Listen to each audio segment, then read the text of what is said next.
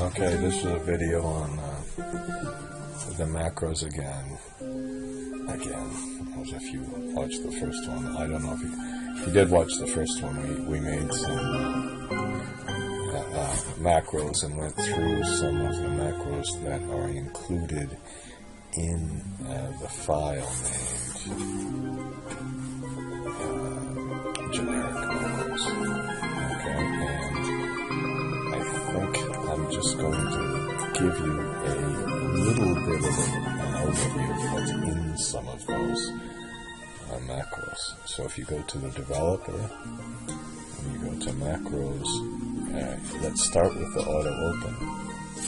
This test function. Oh, that's because we read it in the file. Perhaps I'll make it a little bit wider. Okay, we can keep the sheet. You know, if you press alternate and then F11, it takes you back and forth to the sheet. Alternate F11, alternate F11. Okay, so the first thing that happened, alternate F11, is the macro put add-ins in the sheet. And the way it got the add-ins in the sheet is you have, these are just purely mechanical. Define a couple of variables as a pop-up bar. And then I turn the screen updating off. You take, if there was another command bar, you reset the command bar. Then here what these do, and then you can set this to shortcuts, table of contents. What I would do is just copy this stuff. You might have a better one yourself. These application on keys, that's the thing that runs the macros, and it's generally a very good idea to use the capital letters. Okay, and notice how I use X's all the time. The reason I use X's, if you use the tools and macros, if you create your own macros, as long as they have a letter before X, they'll show up before all these other ones that you might not be so interested in. Okay, and this is the product one, where if you've got, you use the percent. This is the control, the thing for the control, and this is the thing for the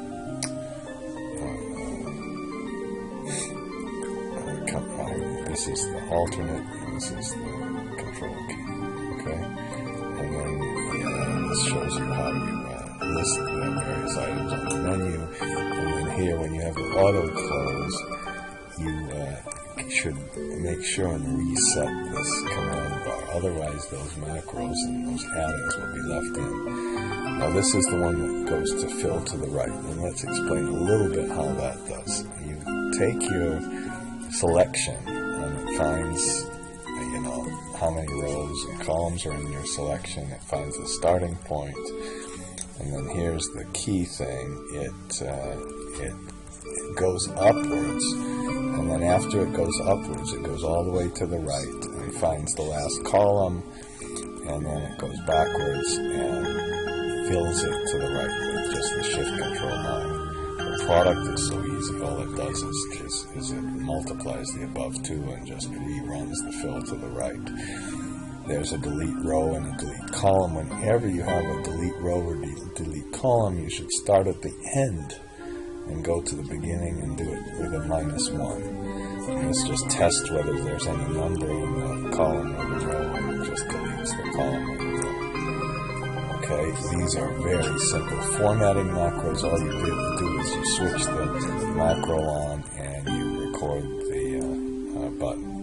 Okay, I've got a show comment and a hide comment. They're all not very interesting. And then I included a few functions that I describe elsewhere, and this is a nice one. Maybe this is the lookup with the NA function. That there's this horrible NA function you get with the lookup. You can switch it to a 0. This just switches them to a 0. So it simply says if you count, if the lookup function doesn't work, just put them in. There's a payback function, a discounted payback function. This is a color function. Just to get this function, all you do is you press the F5 key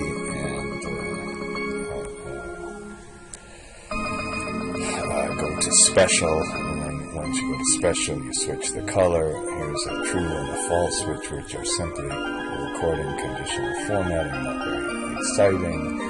Here's the one that finds the number of rows, and this is for, I had a little message box that kind of screwed my last one up, so I'm fixing this one, and I'm fixing this one. You put a little single quote in front of this. This is a similar one that finds the columns. Doesn't look like I have a message box in here. This is the file that creates the table of contents. It's a little bit long, but it's mainly formatted as a simple loop that goes through each sheet and just gets the sheet. And then at the very end, these last save dates, that's a little bit trickier. Okay, and here are the last save functions. And the very last thing I had to do, which I have to recalculate this as full in order to make it work. And then there's this is what I used for the Control S. I overwrote the Control S function. And finally, this is the function for the colors, which is maybe the most difficult one because you have to go through each separate cell and pick out various different items, but maybe you can get some ideas if it's a multiplication and subtraction, and you want to maintain the color. Okay, and that's really it.